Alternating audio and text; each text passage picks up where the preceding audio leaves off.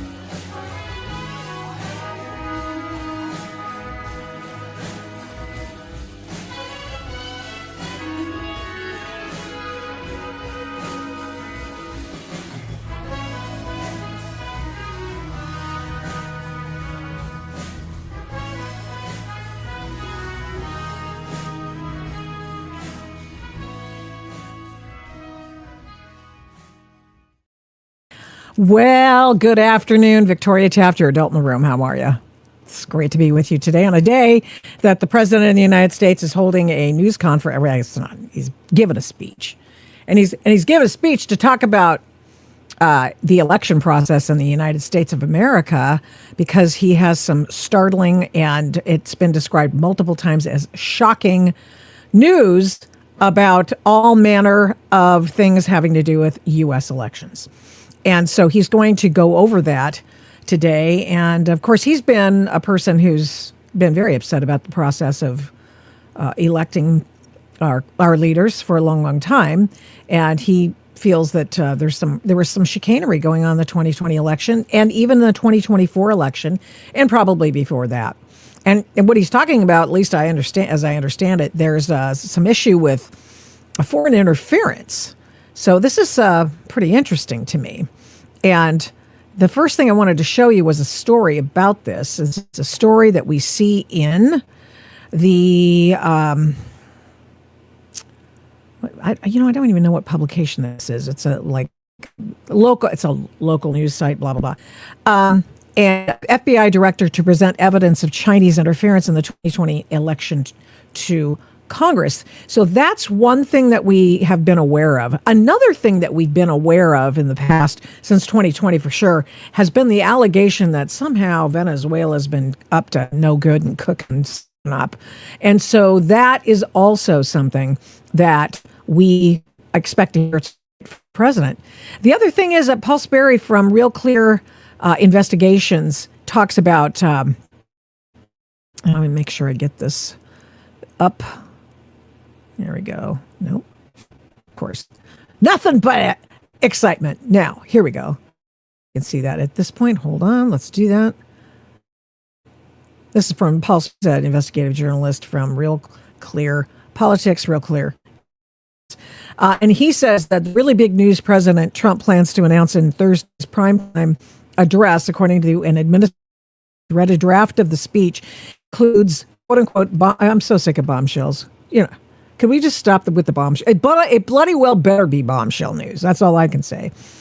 China interfered with the 2020 election to help Joe Biden win, including hacking the state voter registration databases and stealing information on tens of thousands of voters, ostensibly to manufacture mail-in ballots for Biden. And we've heard about some of these phantom ballots that were promulgated by the Chinese, and we've seen, truckloads kind of thing. We've heard smattering, this and that, tads and tidbits.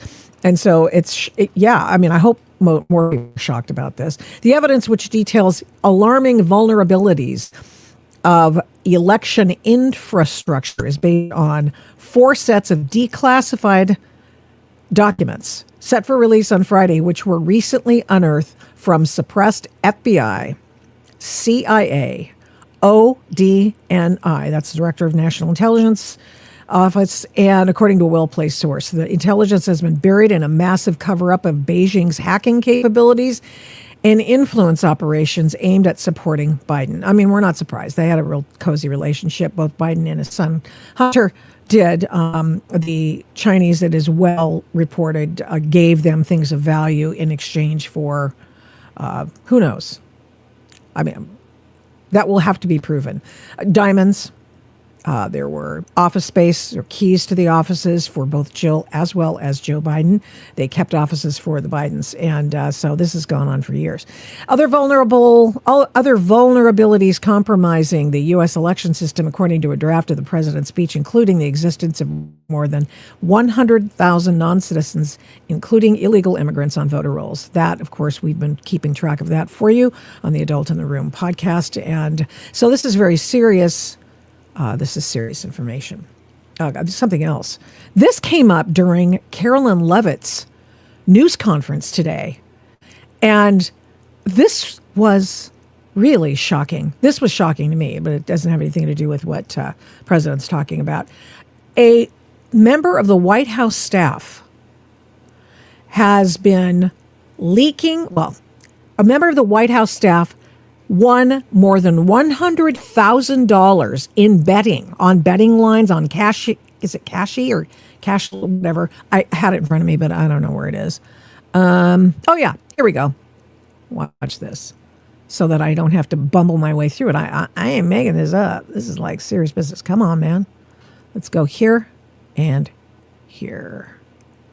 So this is crazy, crazy, crazy. Can you see that now? My sharing mechanism has been really funky in the last couple of shows. It's been really interesting, like not fun, interesting. You know what I mean? So, yeah, this is not going to work. Paul Sperry's still up there. Love you, mean it, Paul, but hey, man, you're in the way. Anyway, so I'll just read from the story I have, which is somebody's been making $100,000. This dude made $100,000 from placing bets on the president's speeches. Words he's use. I mean, you can bet on anything, right? Words he's going to use, turns of phrase, moves he's going to make. The dude made $100K on this at least. He's been placed on non-paid leave, administrative leave, probably was get his ass handed to him and be fired. So that, to me, that's shocking, but that doesn't have to do with the really crazy stuff going on with respect to the election information that the president has uncovered through declassifying classified information. And so he's the only guy who can do it. Now, here we go. We're a little late at getting to our guest this afternoon, and I really appreciate your indulgence and all. What's happened to President Trump? There's been a concerted effort to keep President Trump out of the White House. You saw that in 2016 with the whole Steele dossier, Russia, get Trump stuff. Okay. We saw it with the attempts to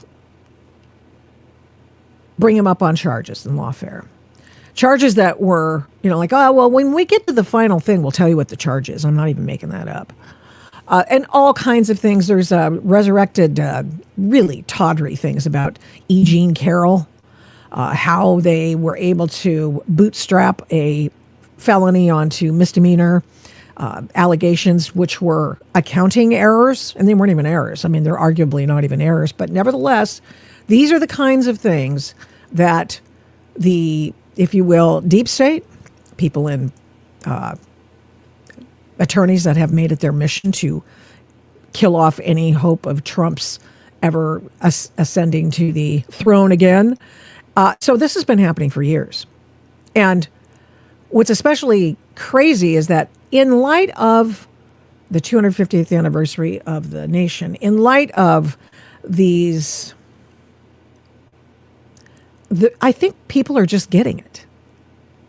In light of declassified documents, in light of people being under investigation and indicted for using the government to go after a president. Remember the other day we played a soundbite from somebody, who was that? I don't remember. But anyway, it was like somebody going after the president, taking his opponent off the board, which is what Biden did. Here's the reason I bring it up. We are all now really appreciating what we see in the news media about what has happened to Trump. And it really has given rise to a lot of people, for a lot of people, to make the connection between the intelligence community and its doings with Trump and going, what? Wait a minute. I want a do-over on Watergate. Okay? I want a do-over on Watergate. And so it is that I welcome my guest this hour on the Adult in the Room podcast. And he's a guy who long ago was a Harvard law grad, became a White House fellow. He worked inside the Nixon White House as a legal gopher, I'm sure.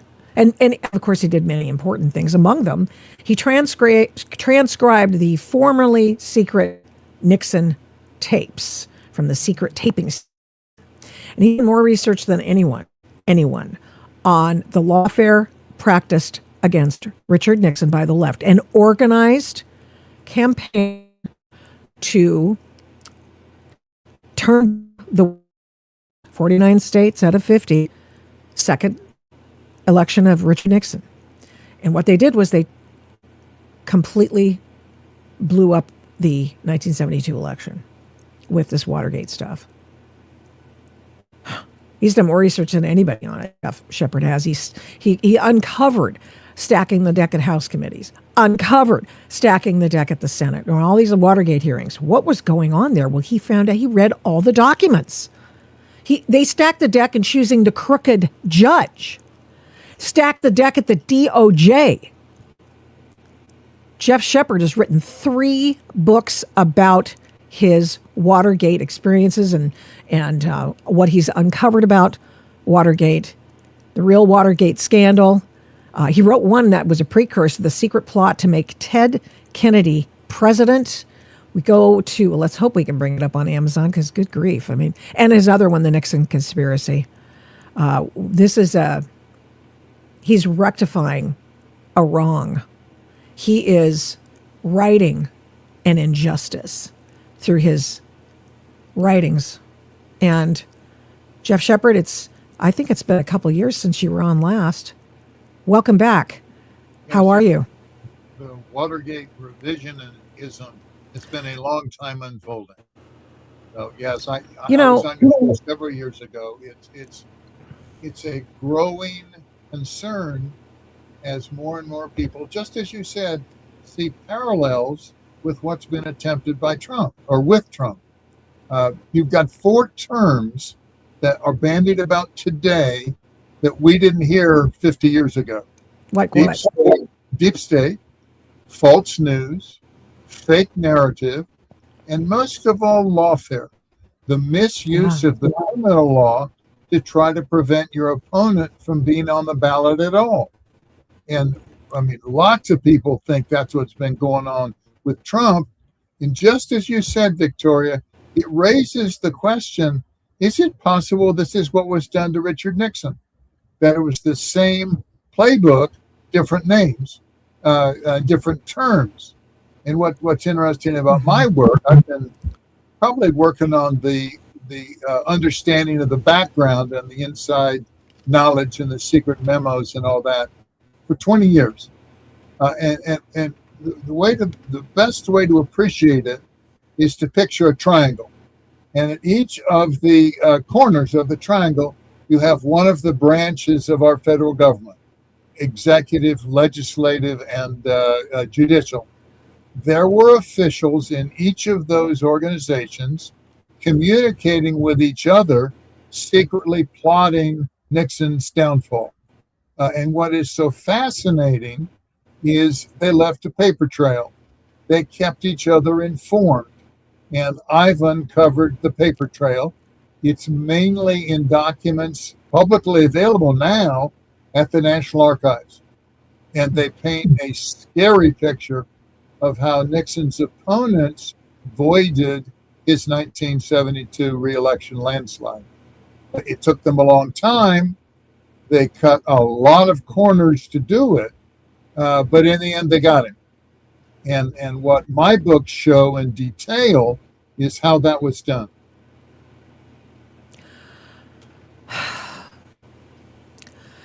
Now, we know something more about conspiracies these days. And one of the things we know is that a conspiracy, there's no statute of limitations on conspiracy. And we understand that the last act of the conspiracy is when a statute would start running. Is there a chance that there might be some sort of legal ramifications for the conspirators in this case? Well, there are several options that could occur. My second book, The Real Watergate Scandal, talked about a writ of coram nobis. Love this, the Latin that the lawyers use. And the way it qualified was that new information has emerged that we could not have found out about during the actual trial. And this new information makes a significant difference. And you could have that writ filed by one of the family members, okay, because that's the descendants in Watergate have all passed away. It would be expensive. It would be questionable. You know, it's a long time. The only modern equivalent has to do with the internment of the Japanese, and that was a writ of coram nobis, Oh, was it? as I understand it. But we could never find a do-good legal organization that was interested in taking up that fight. It would be very expensive and very hard, and couldn't be done by a single person. We had one or two possibilities, but in the end, they decided they didn't want to associate their reputation with trying to restore Nixon's.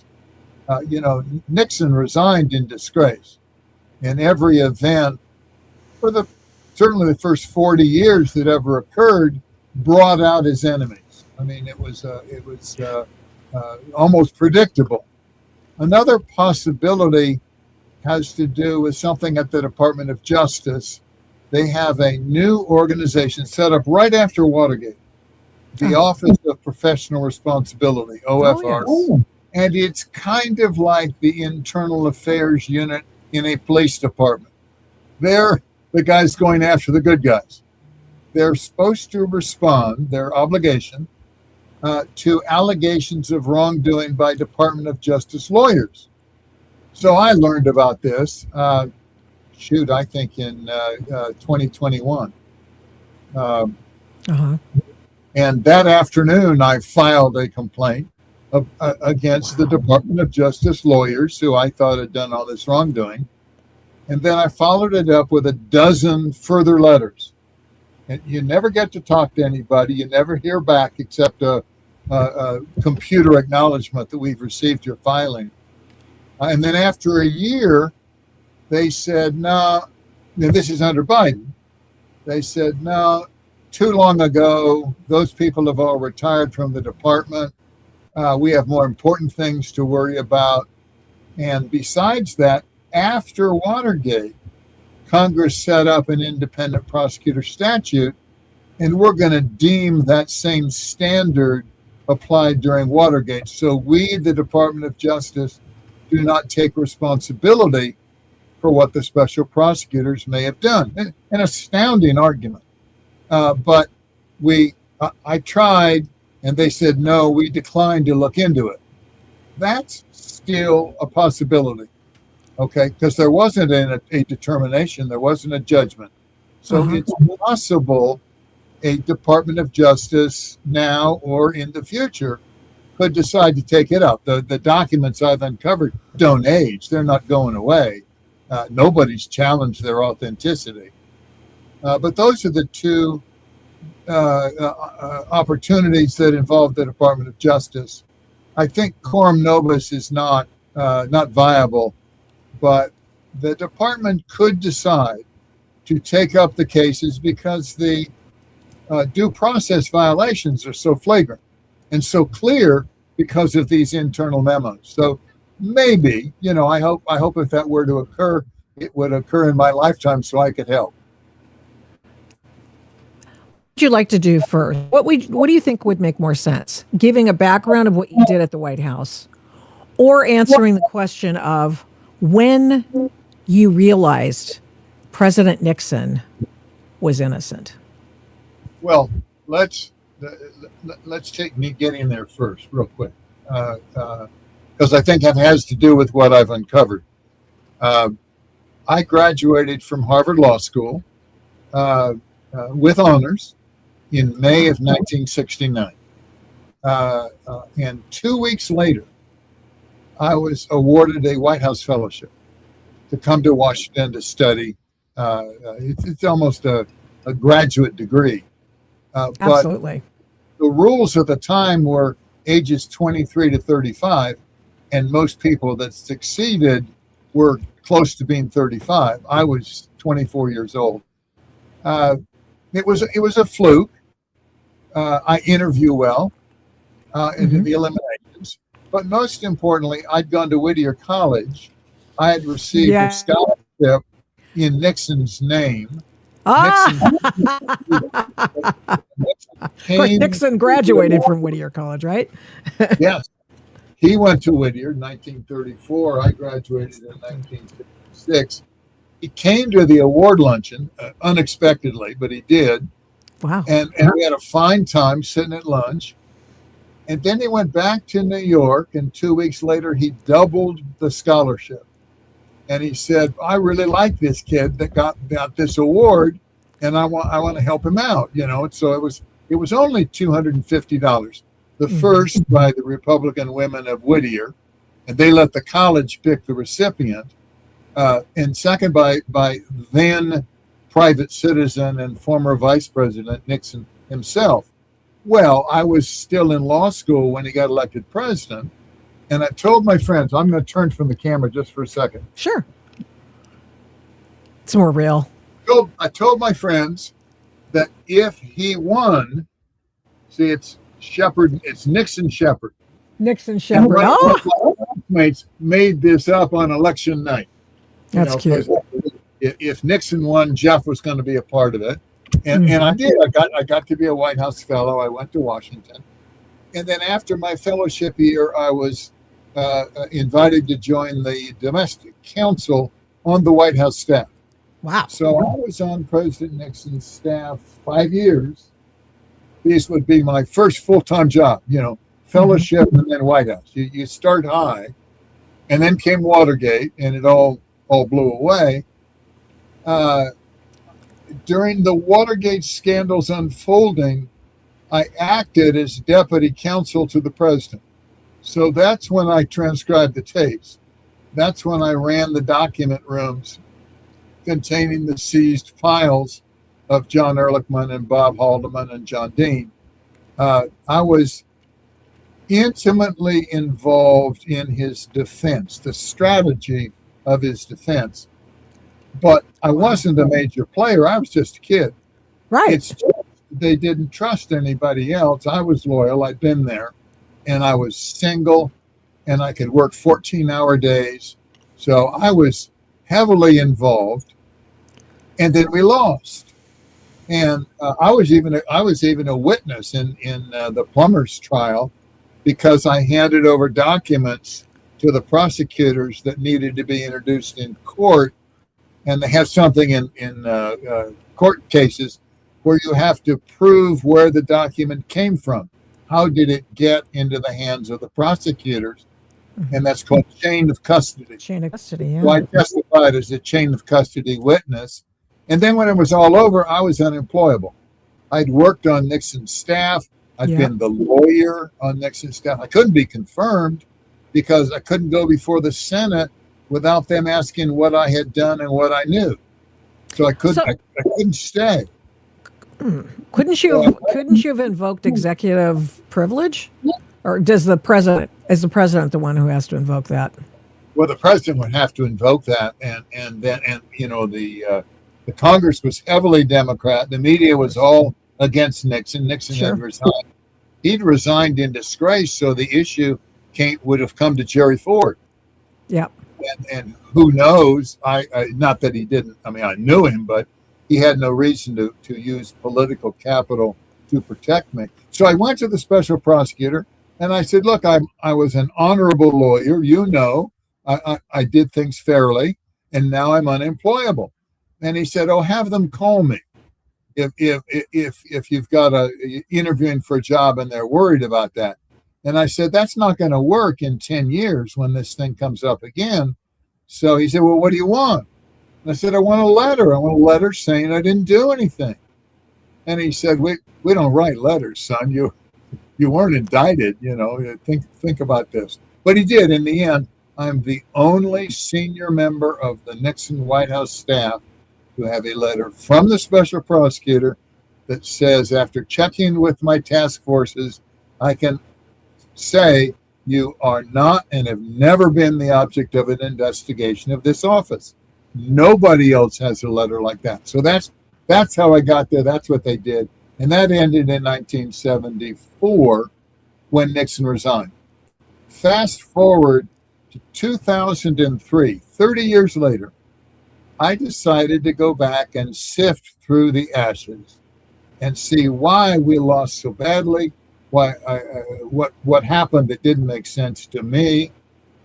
And when I got almost through with the book, I went down to Washington to the archives to get some factual items clarified.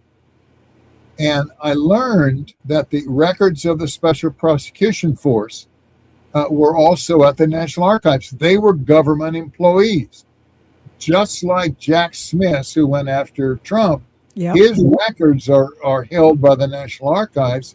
Someday they will surface. Well, you could put in, I mean, with me, it was 30 years later, and I put in Freedom of Information Act requests, and I started getting documents coming out. And it was just astonishing. I learned that these people had been secretly meeting with the judges. They had suppressed exculpatory evidence that they had to, by law, share with the defendants, and they didn't. And they had memos describing to each other this triangle, the points of the triangle, so their colleagues knew what they were doing. Now, what happened at the end of Watergate? Grand conspiracy. Well, it was a conspiracy, but the four top prosecutors, these are all specially recruited, highly partisan Democrats. The top 17 in the Special Prosecutor's Office had all worked together before in the Kennedy-Johnson Department of Justice. These were the people who lost power when Nixon was elected. Well, the four top prosecutors, they took their records with them when they left office. Now, nobody knew. It was just there were no records. There were no files. Mm-hmm. And the first to surfaced in 2013. It was 3 boxes of files by Leon Jaworski, who was the second special prosecutor. He was there the longest. He's the one that did most of the meetings with Judge Sirica, and he wrote memos, which he took with him. And they surfaced in 2013. I was the first to see them at archives. And that bunch of files is the heart of my second book. So that's the Real Watergate Scandal, right? The Real Watergate Scandal, that's correct. And that's, it's complex. It goes into these due process violations very deeply. The other thing that happened was this internal document called the roadmap. Yes. Yeah. Prosecutors had gathered evidence using their grand jury, evidence for a criminal prosecution. But they concluded, secret meeting with Sirica, they concluded with Judge Sirica, mm-hmm. the law was unclear as to whether a sitting president could be indicted. So they decided, rather than litigate that, they would take their evidence, take it to the Hill where it could be used politically to impeach Nixon. It was a surer thing. Oh, this sounds so familiar to me. Well, it does with Trump. I mean, same parallels. But their problem was grand jury evidence is secret forever. And you can't just bandy it about it at the Hill for political purposes. So one of the brilliant lawyers, they had good lawyers, said, well, look, let's call it a presentment, not a report, a presentment, a grand jury presentment. And then we'll tell Sirica, oh, this is different. You can send a presentment to the House Judiciary Committee.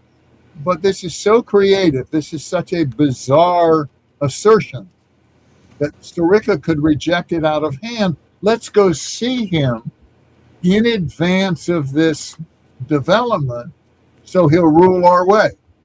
And you just can't do that. Lawyers can't go see the judge without the other side being present. Those are called ex parte meetings. Yeah, those are illegal. You can't do that unless somebody else knows about it.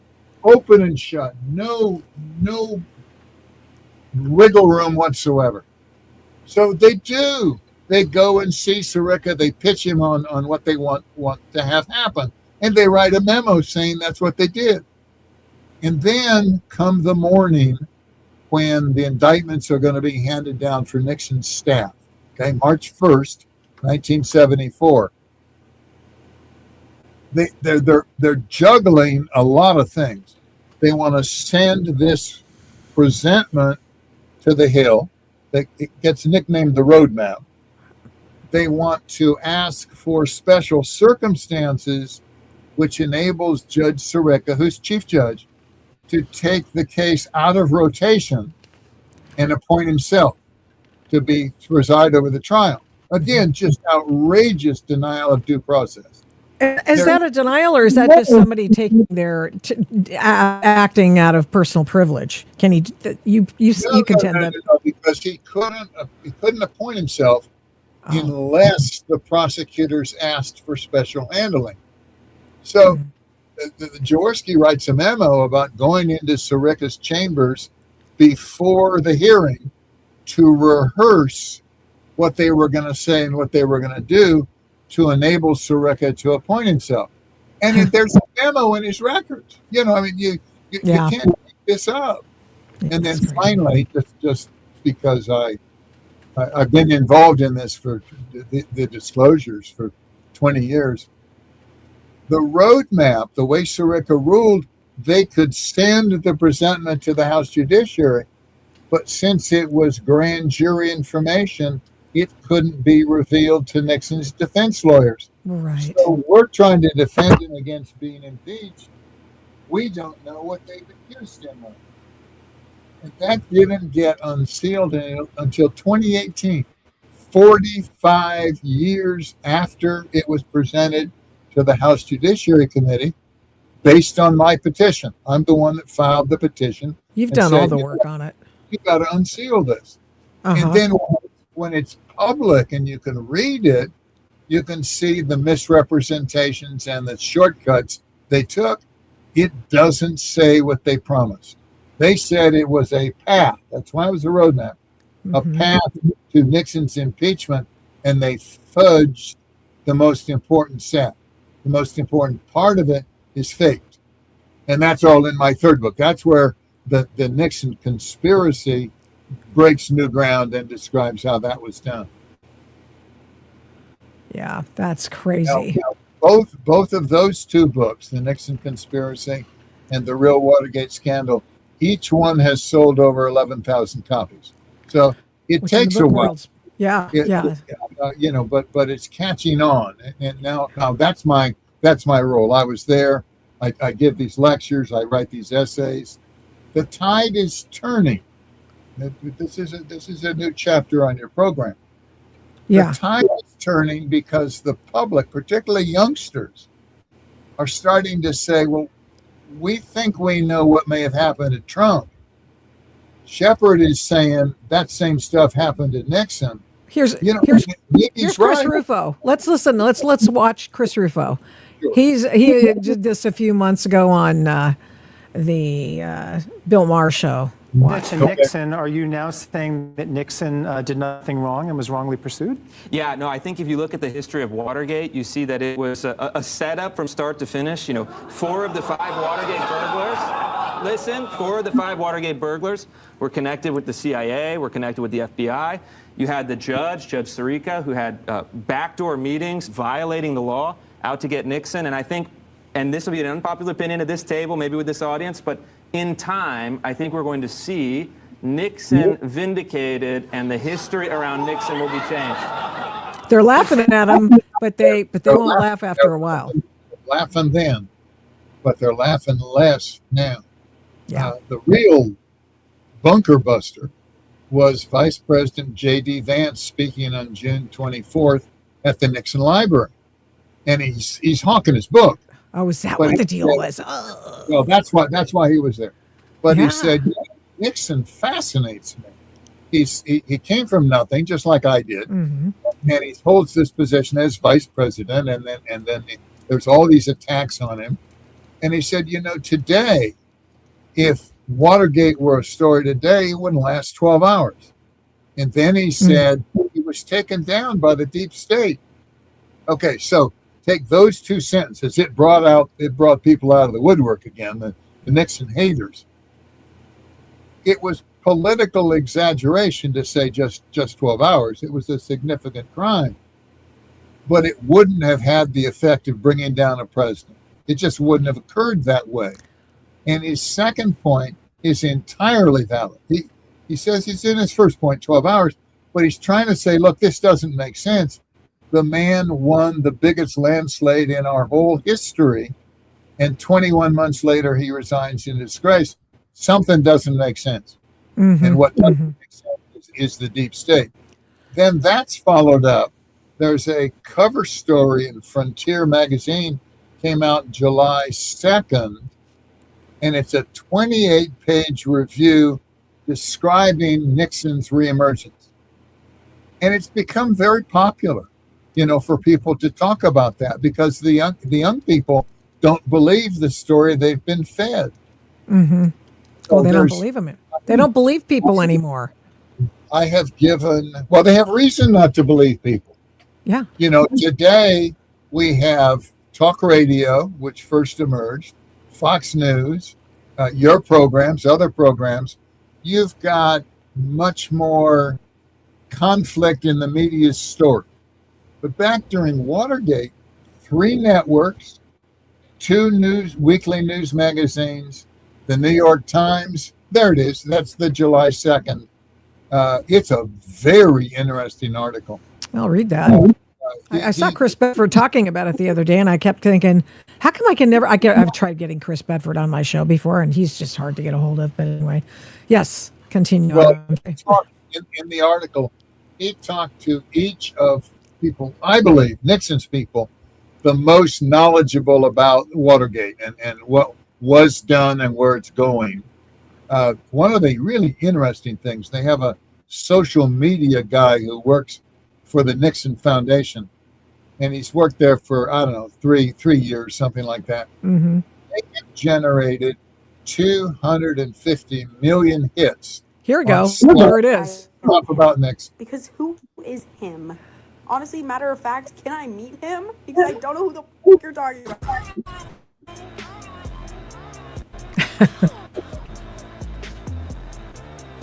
Yeah.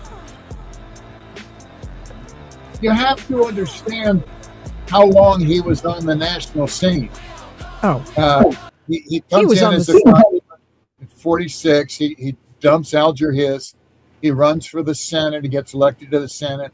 Eisenhower picks him to be his vice president. He serves for 2 full terms. Of the 6 presidential elections between 1952 and 1972, Nixon is on as president or vice president on 5 of them. I mean, he dominates the national scene politically. Huge insights. He's not a sparkling, charismatic guy. He's a deep thinker, a very serious, thoughtful person. here's a little bit of former President Nixon at this point talking about the media elite complex. The problem is that they have a sense of self-righteousness, a double standard, issue after issue after issue. They can find everything wrong with somebody else, but they will not look inside and ever admit that they could be wrong themselves. And what was involved here in the Watergate thing was the unfairness of it. Oh, there was a legitimate thing to investigate, but they refused to bow. They allowed their advocacy to get ahead of the reporting, which is their job to do. That's true. President Eisenhower in his farewell address wrote about and warned against the power of the military-industrial complex. I didn't get a chance to make a farewell address, but when I get old enough and decide to retire, and I'm not planning it at the moment, but when I get that old, if I make a farewell address, I think I would warn against the media elitist complex. But do you happen to know the date of that interview? Do not. Okay. I don't. My guess, one, Nixon is the most recorded president of any, mainly because of the tape system. So we have 3,600 hours of tapes. We have all these interviews. We have, because he was on the public scene for so long. There is a set of interviews done by Frank Gannon after Nixon had resigned. Frank was one of the people that helped him with his memoirs book. And I think it's 32 hours of interviews. And that looked to me like it was one that was conducted by Frank Gannon. So Well, could be. It was from the Nixon Foundation. Sure. We've got lots and lots of records in depth that other people just don't have. Nobody today is taping. Now, before you go on to continue the points you wanted to make, one of my readers as well as viewers wanted to ask you this question. It's the smoking gun tape, because I want you to talk about that because you're the guy who basically, I think, discovered it. The smoking gun tape, I listened to a 6-minute snippet. He says it has the classic, who the hell is Ken Dahlberg? Nixon confusion is always entertaining because it shows he did not run the cover up. He's usually had no idea what was going on. But the discussion went from the banking and the source of the cash to the whole operation being CIA and the FBI should lay off. What makes you right now, he asks of you, what makes you right now and wrong in 1974? How sure are you that the smoking gun shot blanks, and why does James Rosen disagree with you? Can I turn from the camera for a second? Sure. Behind me are all the books on Watergate. So I'm just going to take one of those books. You do that.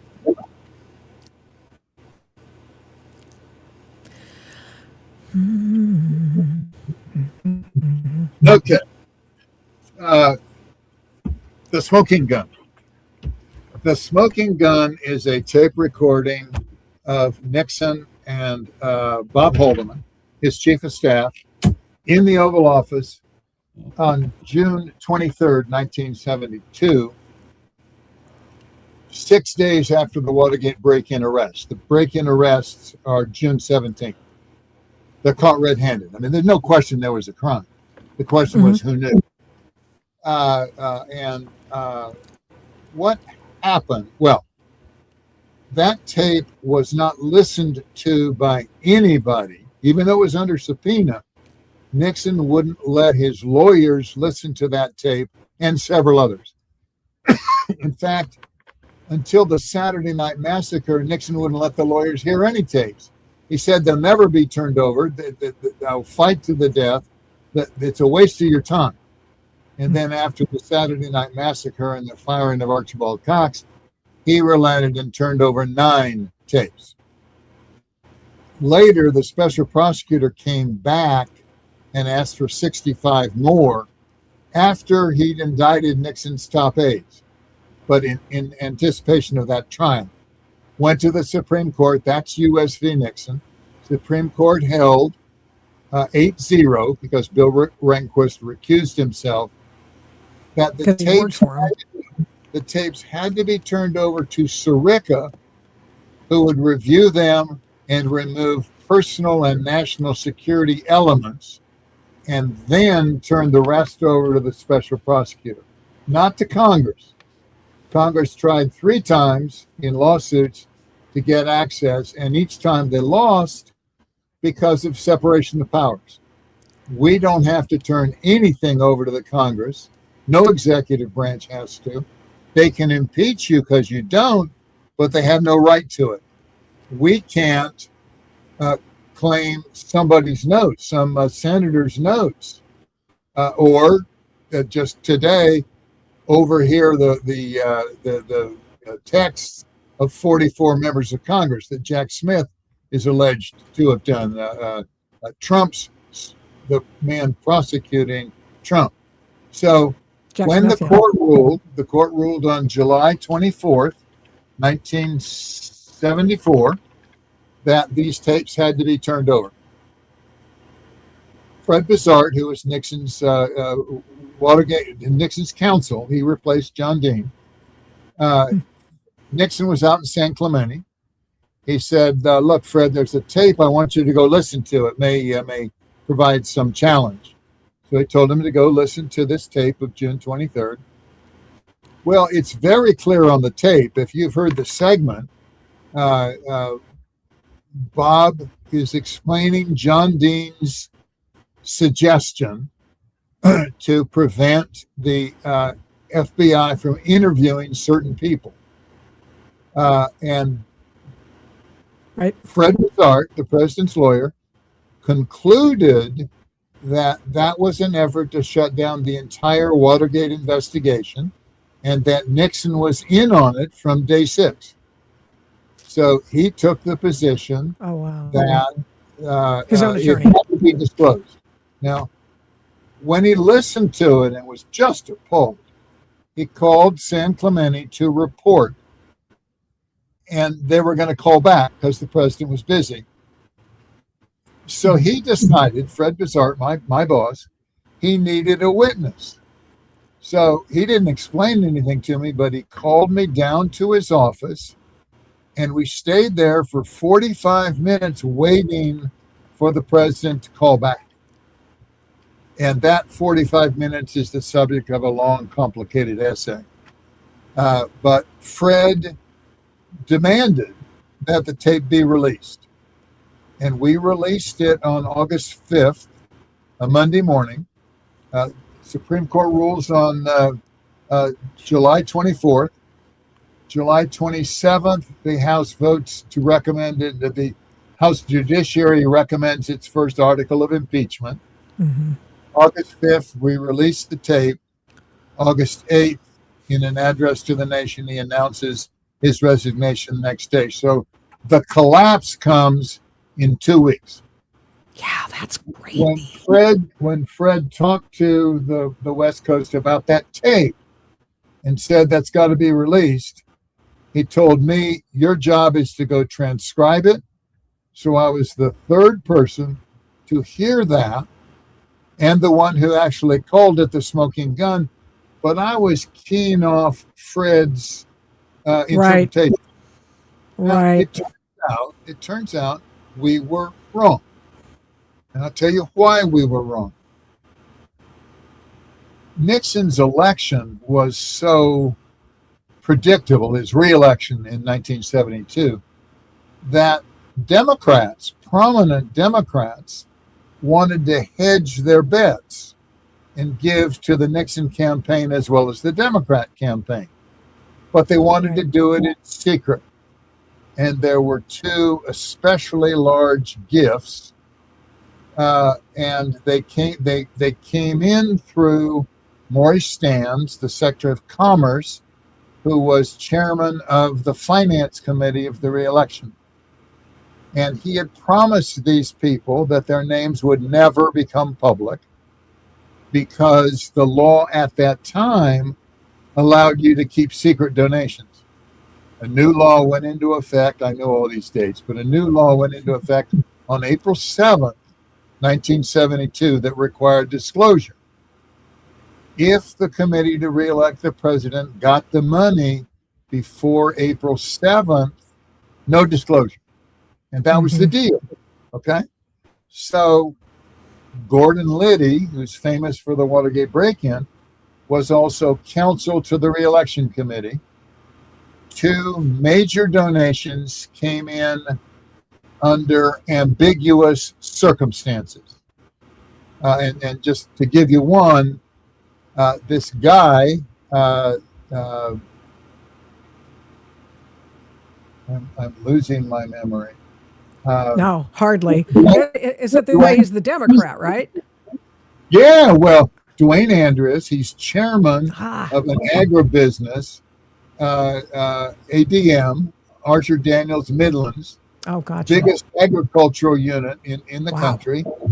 He was Hubert Humphrey's trustee when Humphrey had to put his money in a trust when he became vice president. Right. Okay. And one trustee is Dwayne Andrews. Dwayne was chairman of Humphrey's election campaign in 1968 against Nixon when Nixon beat him. You couldn't find a more prominent Democrat. Well, he'd be ruined if his name came out. He'd given the money to, your word, Ken Dahlberg. Ken Dahlberg in those days was what we would call a bundler. He ran around and got money from prominent people, bundled it together, gave it to the re-election. And Dwayne Andreas had given $25,000. And Ken didn't want to carry around that much cash. He picked it up in Miami. Jeez. So he bought a cashier's check for $25,000. That's what he gave to the reelection committee. So when the break-in occurred and the FBI is investigating, they come across this cashier's check, and they want to talk to Ken Dahlberg. And Dahlberg calls Maurice Stans, the chairman of the reelection committee's finance, and says they're going to learn Dwayne's name. We can't have this.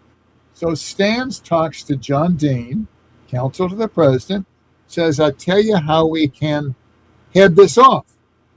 We can get the CIA to tell the FBI that this is one of their operations. Don't interview this guy. And there's another situation just like it with a Texas oil baron who gave money too. And it was turned into a cashier's check, and the FBI wanted to talk to them. Well, Bazart in particular, interpreted this as trying to shut down the entire investigation. It wasn't. It was to shut off the interviews of two people. It only postponed them for a week. The FBI then interviewed them and concluded they weren't a part of it because they gave the money to the reelection committee. The reelection committee gave the money to Gordon Liddy. Gordon Liddy broke the law. Okay, so what we have is an absolute certainty that Nixon cheated and that the reelection committee, and he's caught dead to rights on his tapes. I traced it back through a book by Maurice Stans saying the real story was. But why fight? John Dean himself, in a book published in 2014 called The Nixon Defense, says in a footnote at page 54, Write that one down. Says it had been misunderstood from the beginning. If Nixon had really known, he might have lived again to fight another day. Let me read you the conclusion of the footnote. Starts down here at the bottom of the page, way down here, too small to show you.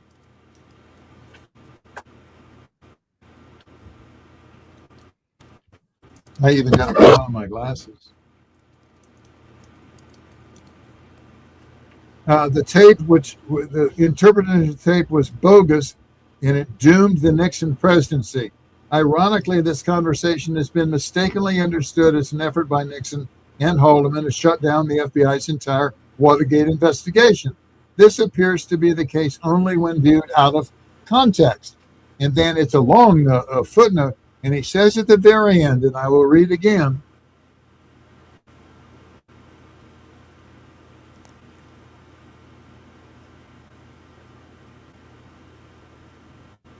in fact, this conversation did not put the lie to Nixon's statements. Had Nixon known, he might have survived its disclosure to fight another day. In short, the smoking gun was firing blanks. So you have, on that book, you have John Dean himself, Nixon's principal accuser, saying that the smoking gun tape has been misinterpreted. Now, I think you set your book on top of your microphone on your computer. So I'm sorry. Did you lose me? Just a little bit. Yeah, if you get a little closer, if you don't mind. And sure. No, I'm sorry. That's okay. I'm a technological dinosaur. Things break when they get near me. This is podcasting. It is not brain surgery. Okay, it's okay. So with the smoking gun dismissed, we then look at what else Nixon may or may not have done, and we find there's nothing there.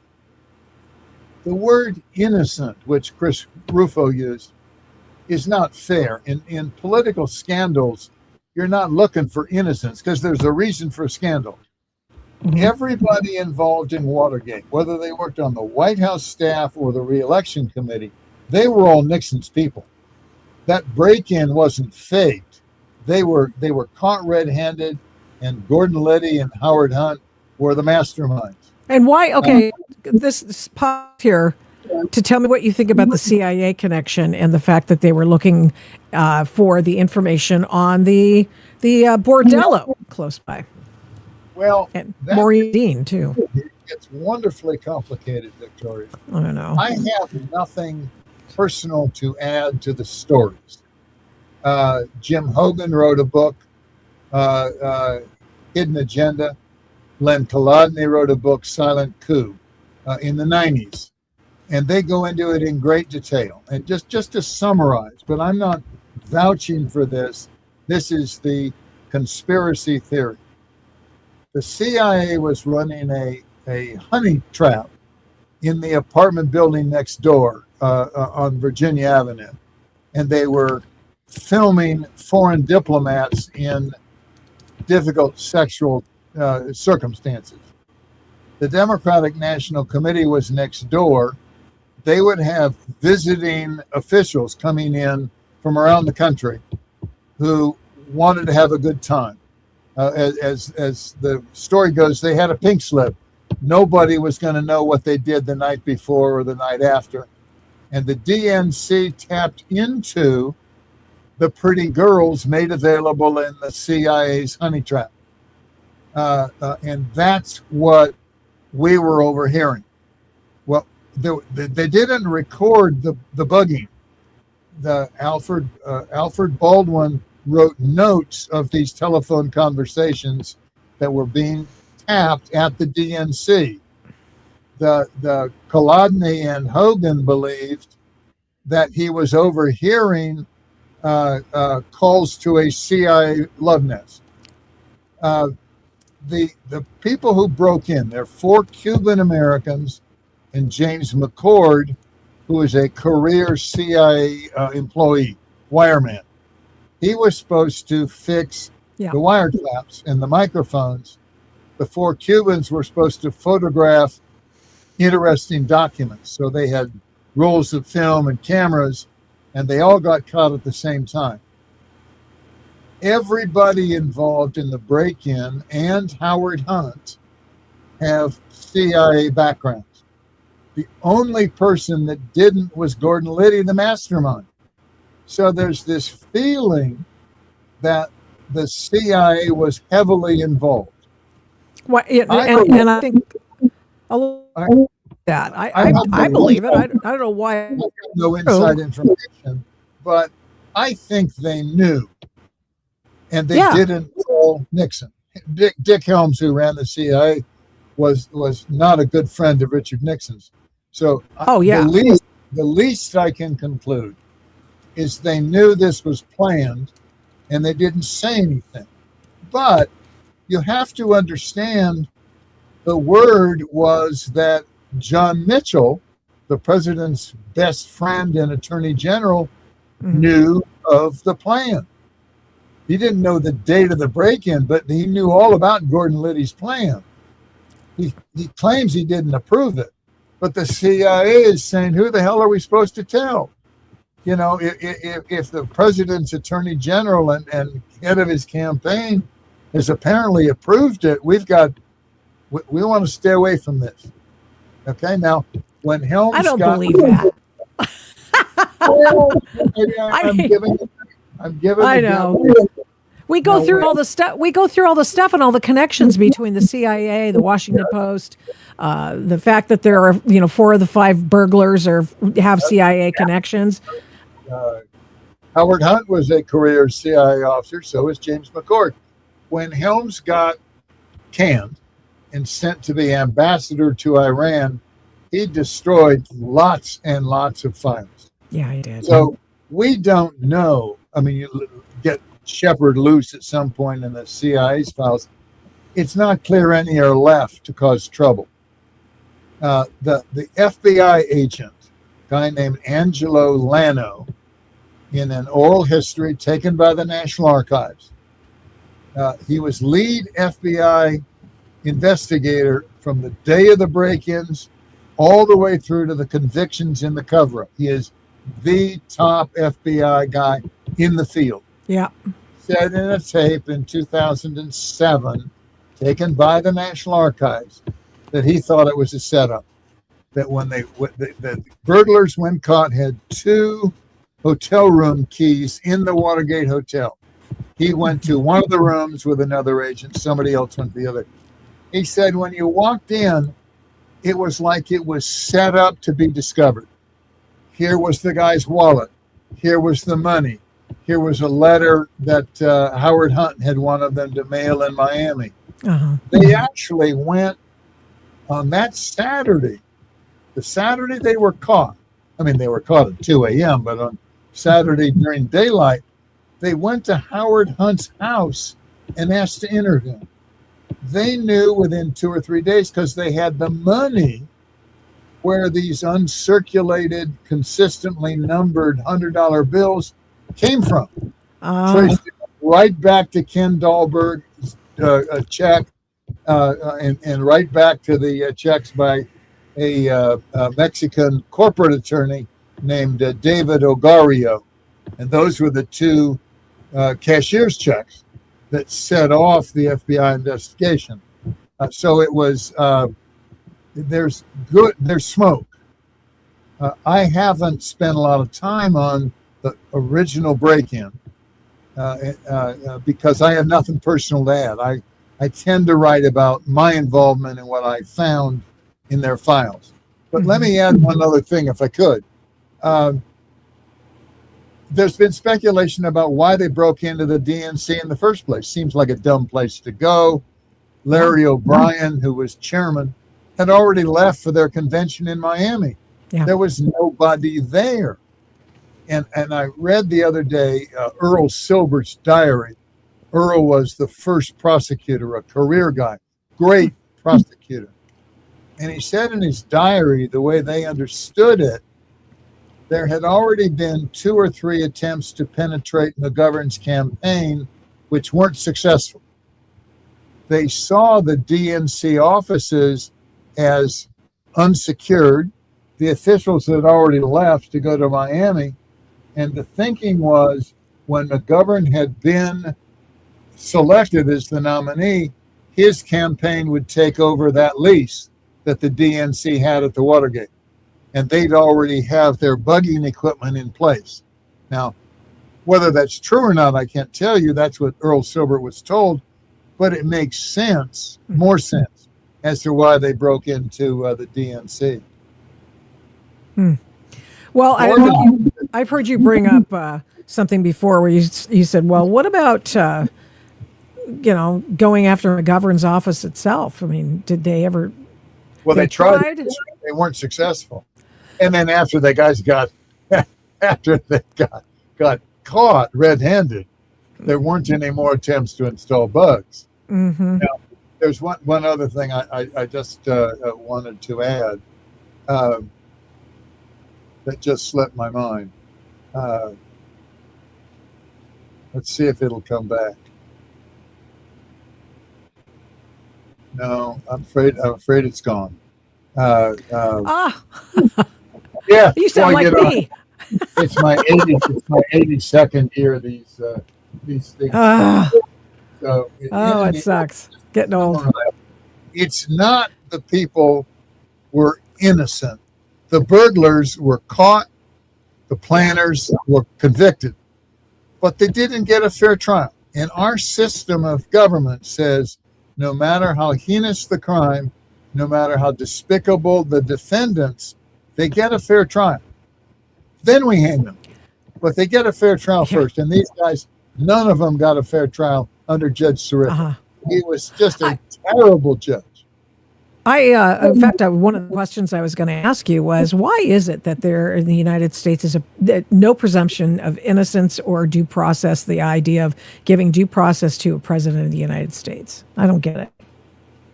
Well, it's politics. The political climate now and during Watergate is so sour, they'll say anything if it'll get headlines. And in Nixon's era, it was the aftermath of the Vietnam War. There were bombs going off, parades, people shooting at each other. The nation was tearing itself apart. It was Johnson's war. Yeah. When Nixon took office, there were 537,000 U.S. troops in Vietnam, and Nixon brought them all home. I mean, it's tough to end a war, and that's what he thought. The two issues: end the war, peace with honor, Right. and restore law and order. And Right. the people elected him on that basis, re-elected him in a landslide because he accomplished both. Yeah. And he said he did what he said he was going to do. And so, I And he mean, got voted for. But and again, he was rewarded with re-election, 49 out of 50 states.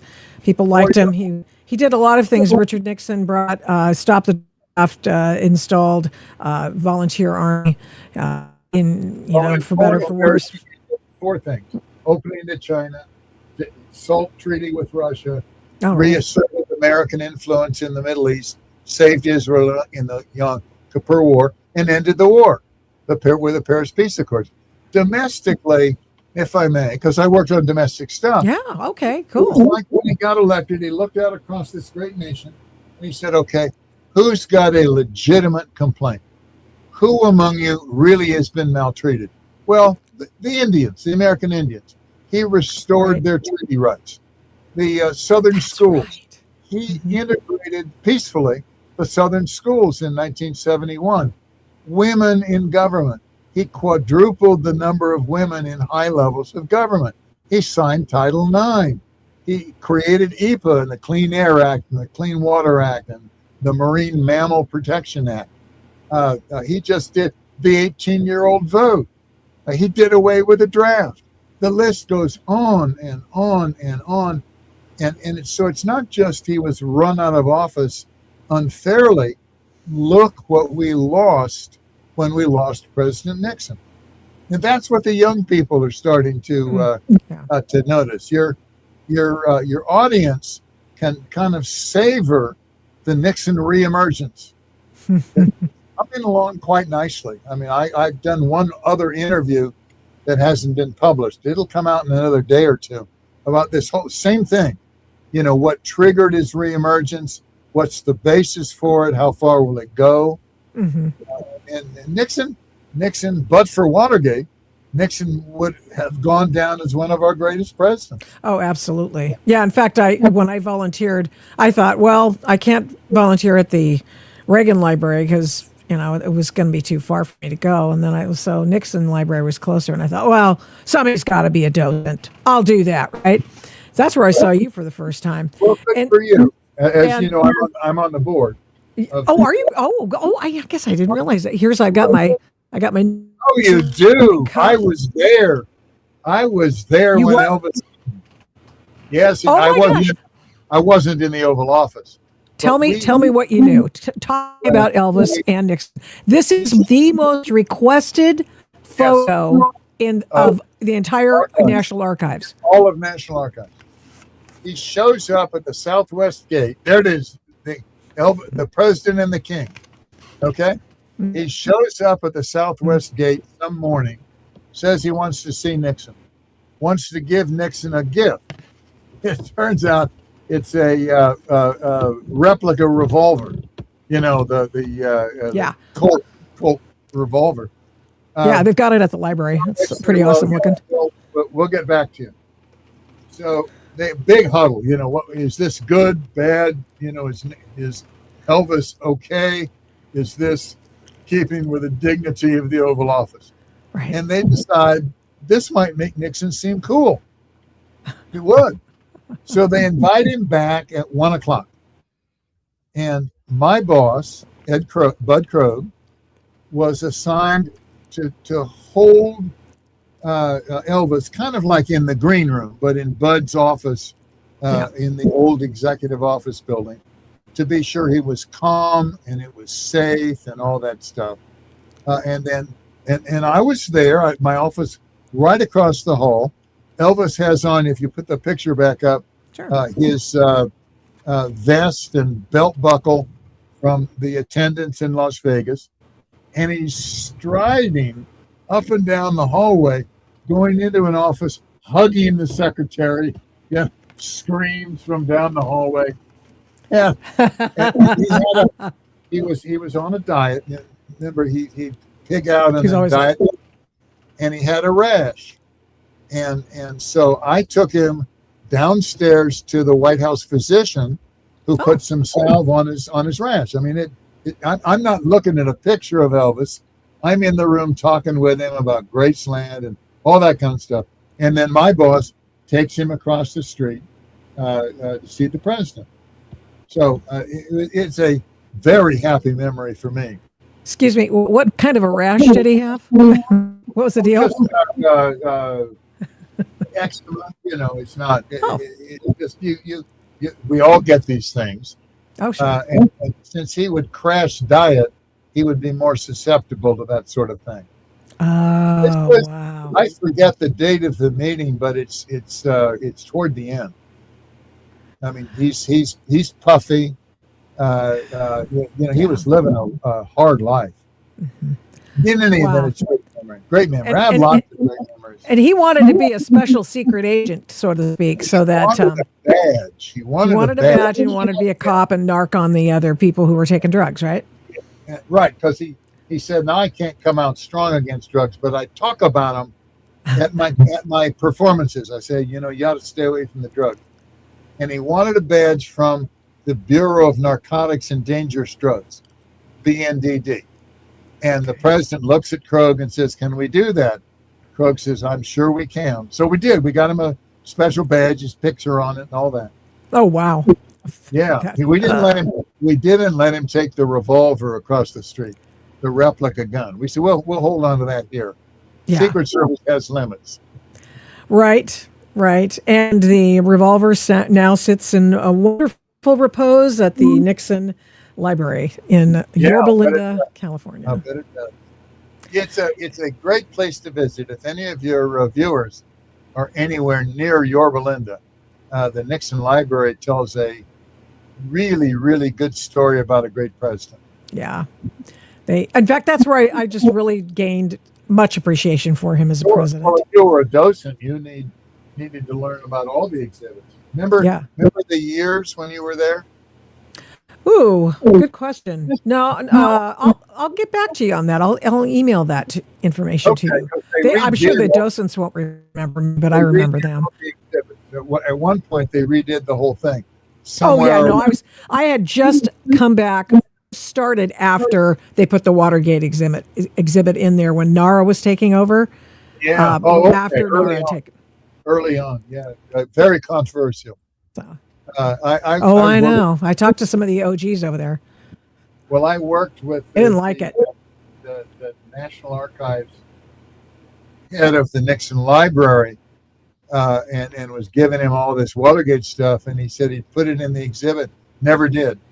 The exhibit doesn't recognize my work. No, that's ridiculous. I know. And it would, if they went to change it, it would be like J.D. Vance saying he likes the vice president. The haters will come out of the woodwork. But if the Department of Justice reviews those prosecution missteps and comes out, imagine the stir.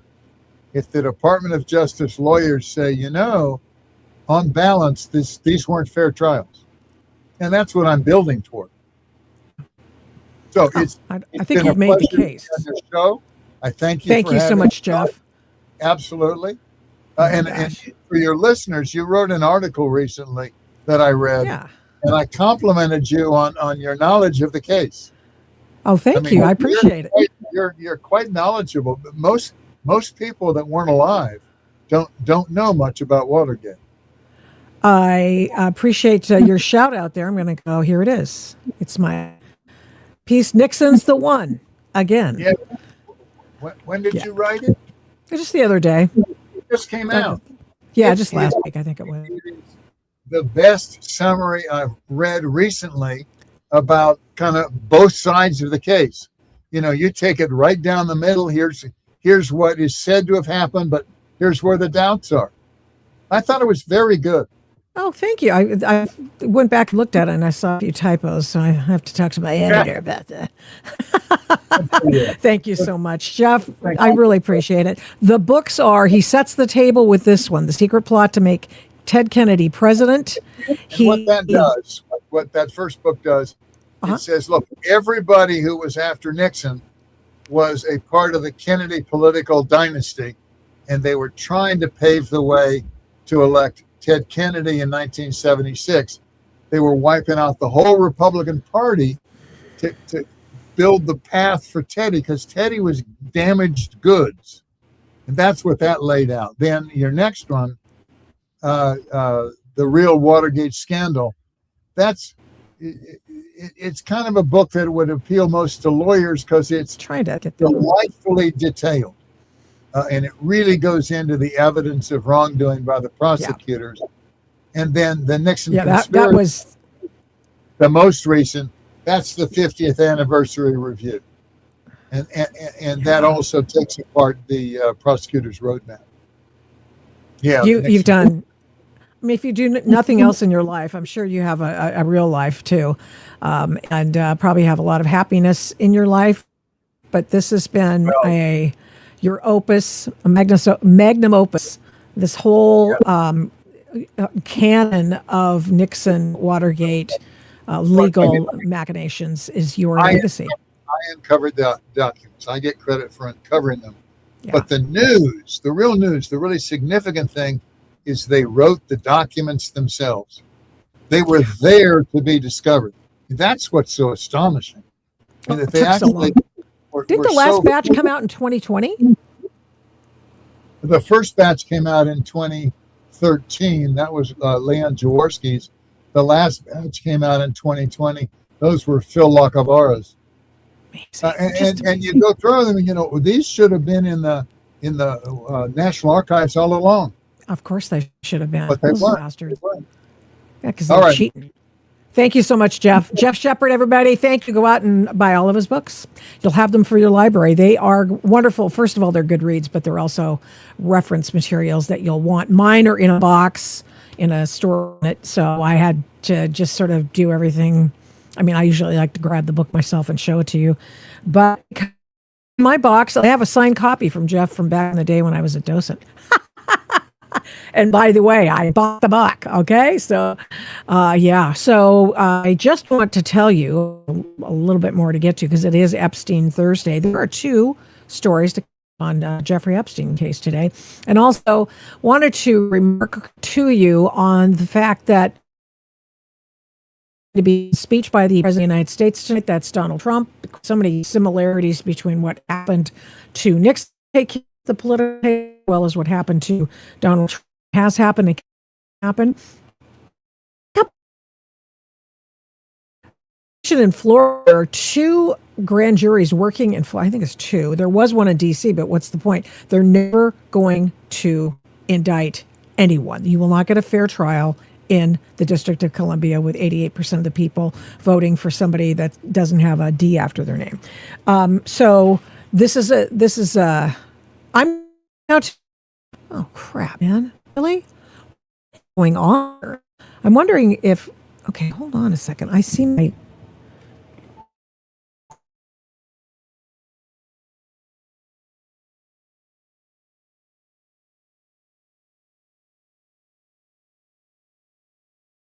Can you hear? Am I okay? This is the. You know what? I like the instant feedback actually from people who are watching.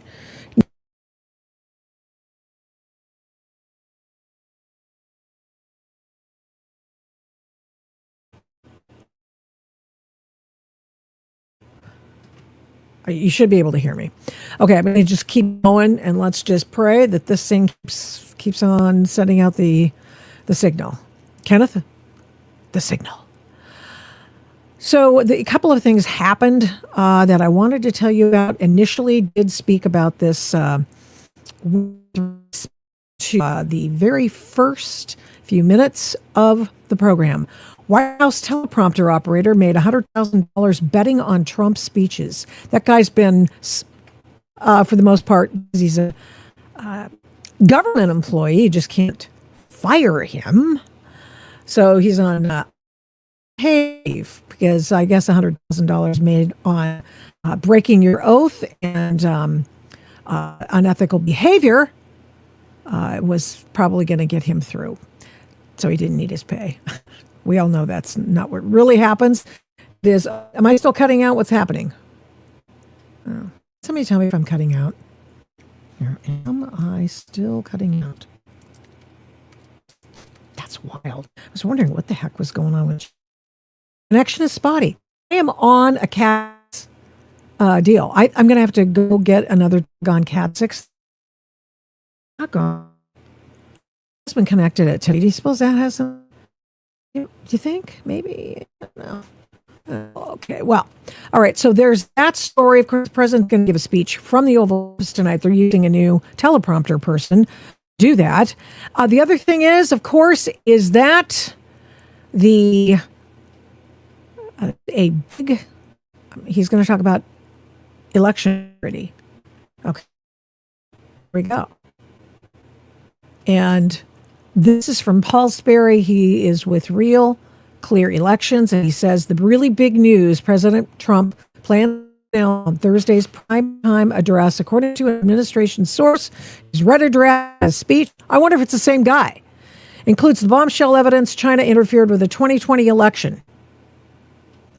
Would anyone be surprised to learn that China had anything to do with the 2020 election? And I'm kind of wondering if maybe it doesn't have something to do with COVID.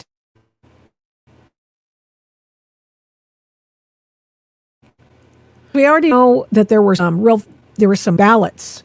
We've heard the story about China getting a bunch of ballots and printing a bunch of ballots and infusing them. I want to say it was in Pennsylvania. So we'll see about that. I'm going to be on tenterhooks to hear about that.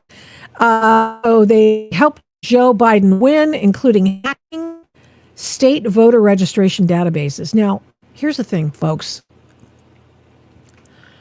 The 2020 election, you recall, was the most secure election in U.S. history, said the person in charge of the cybersecurity. That had just been, that comes with some color, if you will. China, or yeah, he's looking for some sedition and treason charges. Yeah, that'd be interesting. We'll see. Charlie says they built our machines. China built our voting machines? China built that?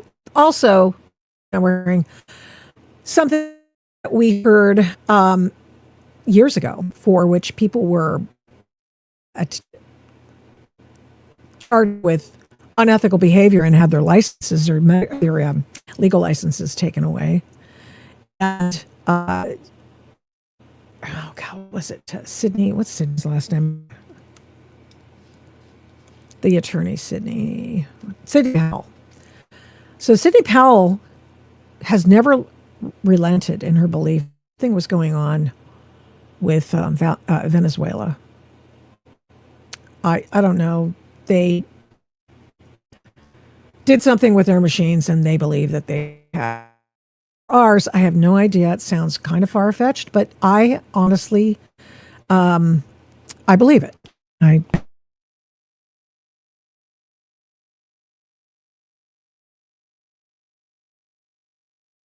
Very distinct possibility. And so my microphone keeps getting muted because I keep reconnecting my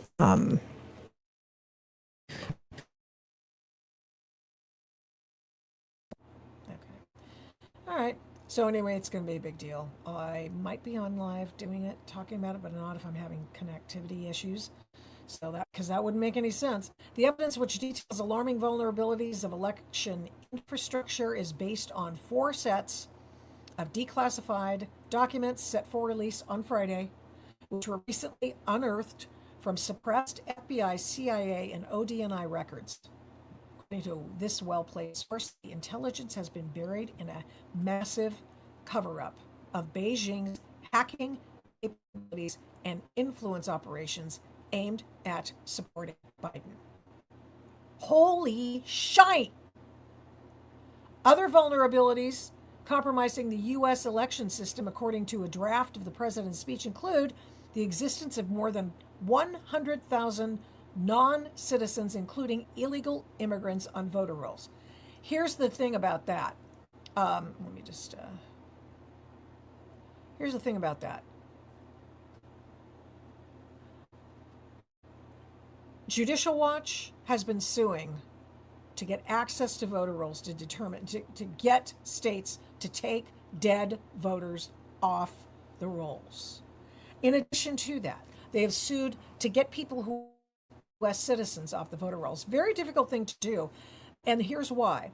Because we have such thing as in the late 90s, Bill Clinton instituted the Cloward and Piven voting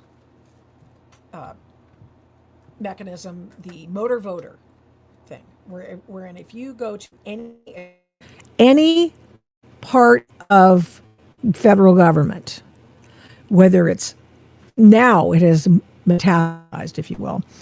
I think it's not necessarily a good thing to have just people who are receiving federal dollars be able to just simply register to vote. They're not necessarily a citizen, but they do it anyway. They register people when they get their driver's license. They get program, Section 8 housing. They get if anything that touches the federal government, and usually it's people who get government help, maybe even Medicare and Medi-Cal people. And so there's that. And so people who are not citizens invariably will be on the voter rolls. They vote. Some of them probably, well, every once in a while catch them. But there's a lot of voter fraud. People, there's voter fraud, but there's a lot of voter impersonation. And that happens, and it's much easier to do to impersonate a voter if you're a mail-in ballot person. And for example, we saw in California, James Eve and J.J. Smith, as a matter of fact. J.J. Smith, had him on the program. Go back and watch that interview. He's a reporter. He's a guy who just went out, and all he does is goes video thing. And he caught people on the street of San Francisco, similarly what James did. He did it. JJ did it first, though. And people, individuals, to register to vote and or petitions. Give other people sign the petitions. Think about that. I can find that, because people need to see that before tonight's deal. Let me see. J.J. Smith.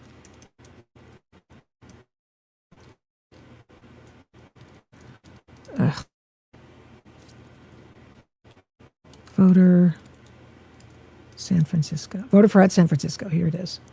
Watch this. Here's Jay's video. Watch.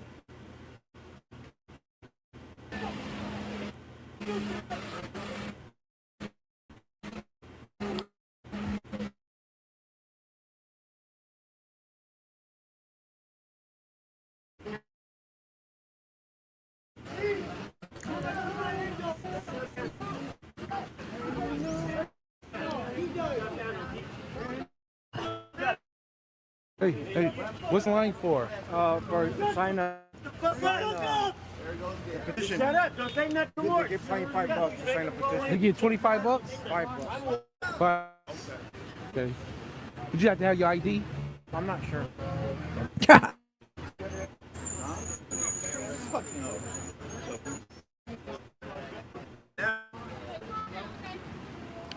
What is going on with my connection? What do I need? Watch this. Listen to her. What is this? I don't know. What name you got? What name is that? What name do you have? Jeffrey Crocker. Yeah, you here. You only signed 2 of them so far, right? Yeah. The person who's already signed 2 initiatives under different names. 5 petitions. One of them was the anti-billionaire thing. Too? Yeah. And what is it? Just sign it. Just sign it? Yeah. You ready now? First name is going to be here. This is the city, Avila Beach. This is the zip code. Look at that. On the to San Francisco.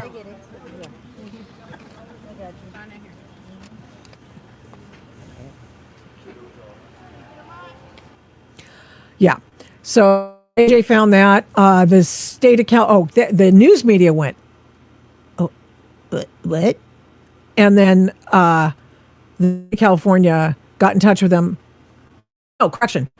The news, I think a Sacramento news station got in touch with the state of California. The state of California promised to investigate.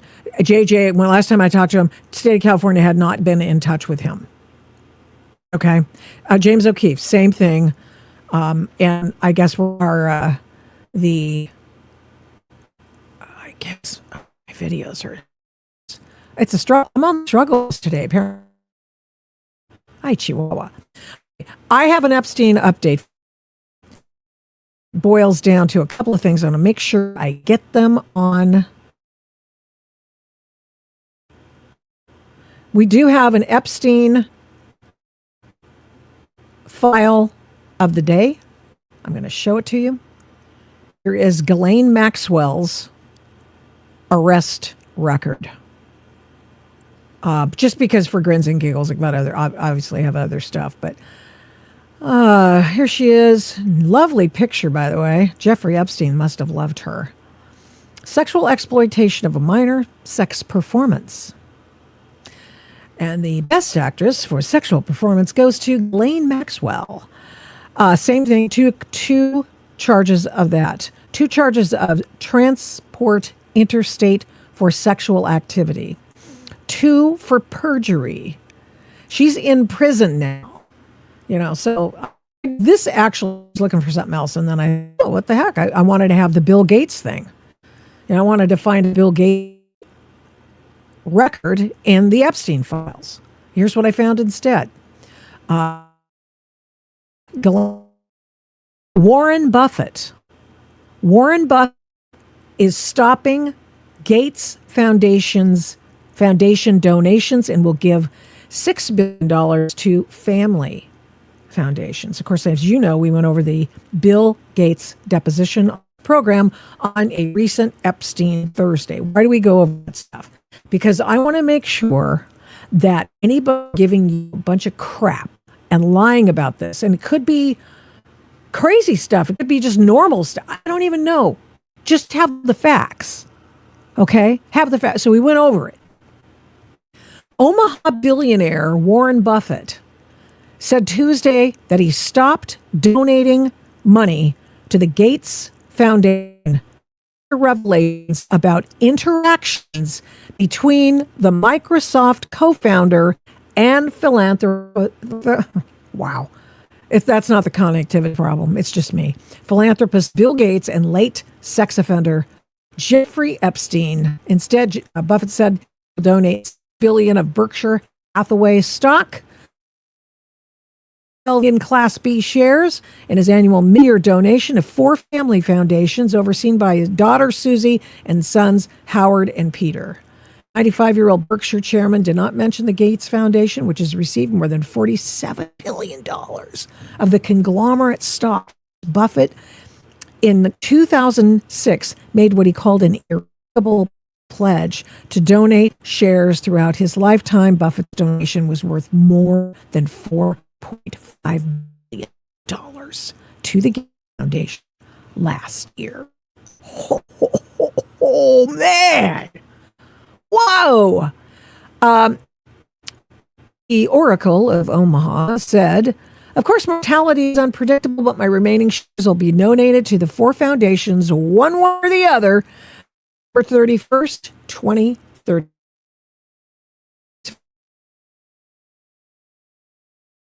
So, Bill Gates lost his biggest fund, best friends, and lost a wife over Jeffrey Epstein. Wow. Now let's see. This, I already did it. Ghislaine Maxwell. Oh, yes. Hold on. And this, I'm just double checking to make sure I had. Hold on. Epstein Thursday.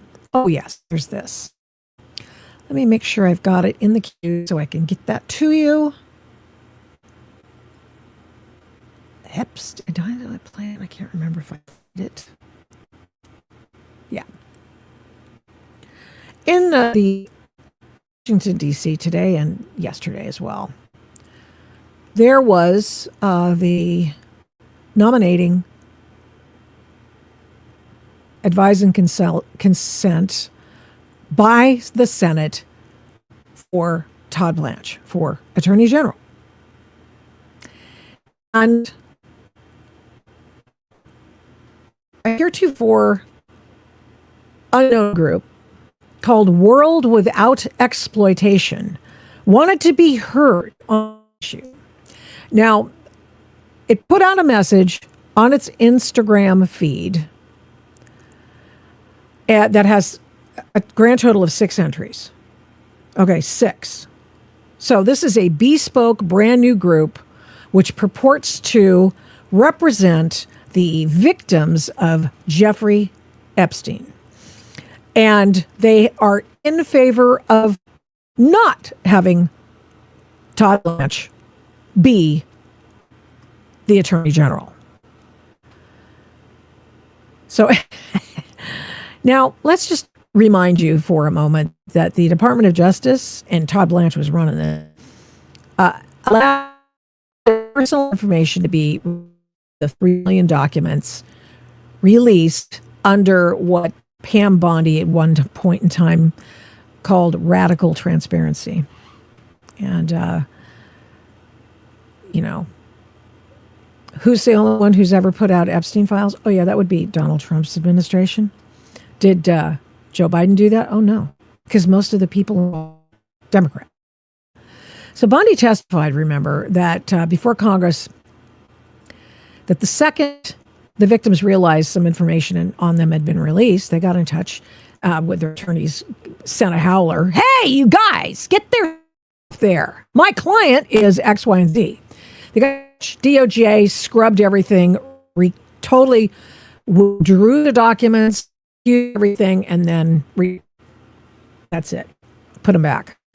And now, never before heard of group decided that, as we all knew, because once you get in with Pramila Jayapal, as they did previously, and you do to make a political statement, trust me, you are on the wrong side of ethical behavior. But here, so they put out this video. Let's watch it if we can, shall we?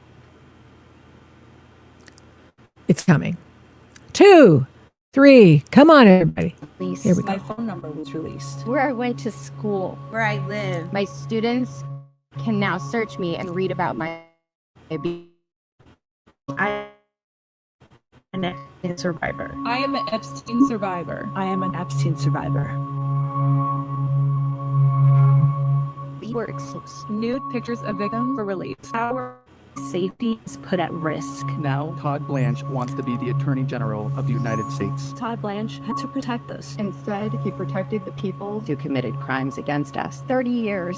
1,200 victims. And 6 million files. A mountain of evidence. But Todd Blanche says there are no investigative leads. Todd Blanche failed us. He failed victims everywhere. We deserve better. Our country deserves better. Vote no on Todd Blanche for Attorney General. Vote no. No. No. No.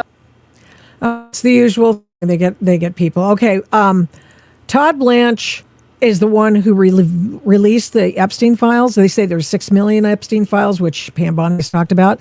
Many of those files that have already been the 3 million that have been. Now, remind you, some of them are just dumb. There's an email. Jeffrey Epstein says Donald Trump is in the news. Here's a clip from the paper, and a lot of duplicative documents. So they didn't put them in twice, because then you'd complain about, there being duplicative documents, and you're just pumping it up to show off that you've got 6 million documents and that sort of thing. And why are there duplicative documents? Because it came from 2 offices, 2 offices, the Southern District of Florida and the Southern District of New York. And that's why they had some of the same documents. in there twice. So that's why that's the answer to that question.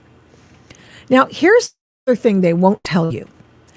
And we've talked about this ad nauseum, and it's this. They could, if there are more people who should be brought up on charges, and they should be brought up on charges, we'd like to know who they are. They won't tell us who they are because they know if they're wrong, if they don't have personal knowledge, if they don't know, they will get sued. They will get sued because Alan Dershowitz has already done that. Virginia Giuffre, patient zero, is the one, victim zero, is the one who named Alan Dershowitz as somebody with whom someone had sex. I can't remember if she did or she was sex with him or something. And Alan Dershowitz goes, I wasn't even there. He just hauls off and just goes, provides every manner of record. And this is his privilege to privacy and other things as let's get it all out there. And she rescinded. She rescinded her defamation. Right? Okay. So this group, they won't tell you the names because they'll be afraid of being sued, or it'll be hearsay, or it never happened to them. It's just Jeffrey Epstein. Most of the say that the overwhelming Prince Andrew was dragged through the mud, and he may have deservedly so. Don't get me wrong. I mean, women are victimized by sexual predators at an alarming rate.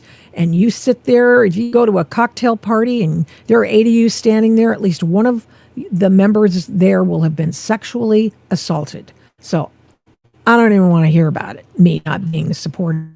But I do want to call out attention to this. And it's this. The Epstein victims now number over 1,000, according to the DOJ, but they all started out 3 dozen.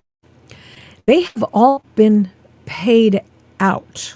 I mean, 121 million to 130 initial victims. That was what Epstein paid off to his victims.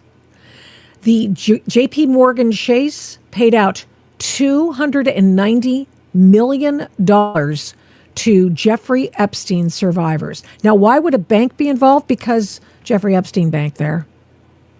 That's it. And they claimed that they've known something he on. Okay. And then Deutsche Bank, $75 million. Epstein's pre-2019 private payments to victims, there is another tranche of victims. And then all told, victims so far have been paid an estimated $400 to $500 million.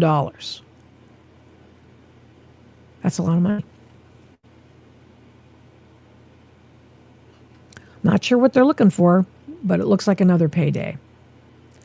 All right. It's time for me to go. And before I go, though, I want to remind you of something. I hope this comes through okay. We've talked about a lot of things today.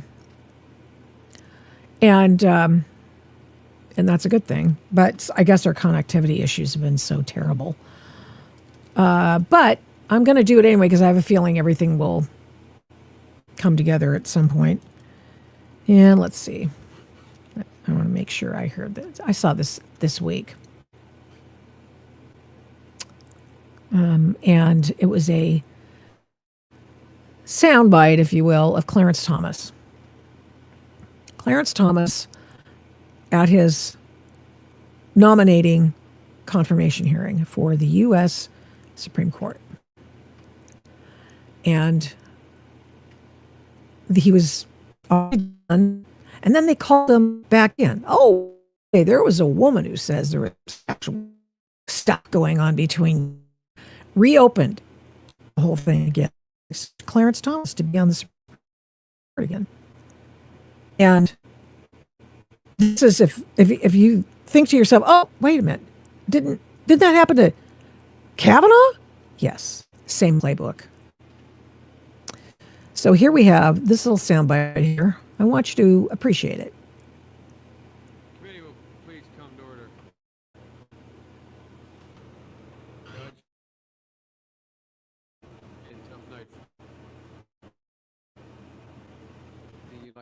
low. I understand that your preference is, which is totally and completely understandable, that we go 1 hour tonight. Yeah, that's Joe 30 Biden. minutes He was all in on on it. each side. Am I correct in that? That's right. Do you have anything you'd like to say? Senator, I would like to start by saying that I did not handle allegation against me today that existed in any way that I had conversations of a sexual nature or about pornographic material with Anita Hill, that I ever did to date her, ever had any personal sexual interest in her, or that I in any way ever harassed her. The second, and I think more important point, I think that this today is a travesty. I think that it is disgusting. I think that this hearing should never occur in America. This is a case in which this leaves, this dirt was searched for by staff of members of this committee. It was then leaked to the media, and this committee and this body validated it and displayed it at prime time over our entire nation. How would any member of this committee in the room or any person in this country would like sleaze said about him or her in this fashion, or this dirt dredged and this gossip and these lies displayed in this manner? How would any person like it? The Supreme Court, not worth it. No job is worth it. I'm not here for that. I'm here for my name, my family, my life, and my integrity. Something is dreadfully wrong with this country when any person in this free country would be subjected to this. This is not a closed room. There was an FBI investigation. This is not an opportunity to talk about difficult matters privately or in a closed. This is a disgrace. I, as a Black American,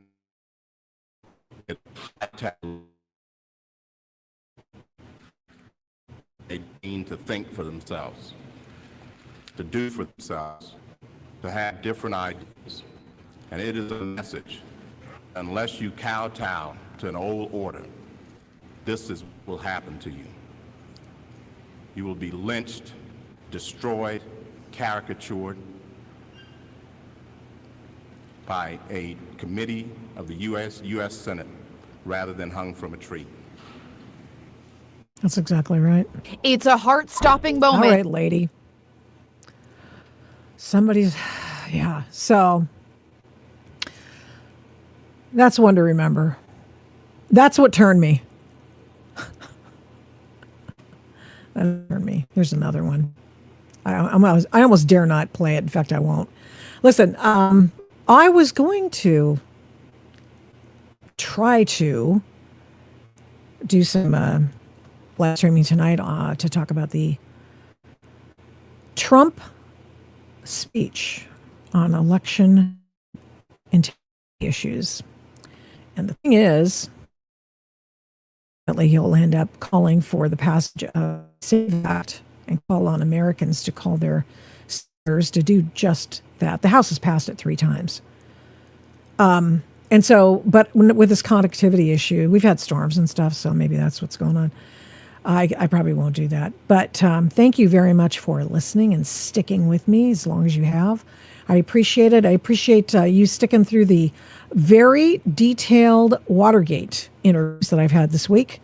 I appreciate that. You will always have those to go back to, and you have the resources available to double check everything yourself. Thank you. Have a great day.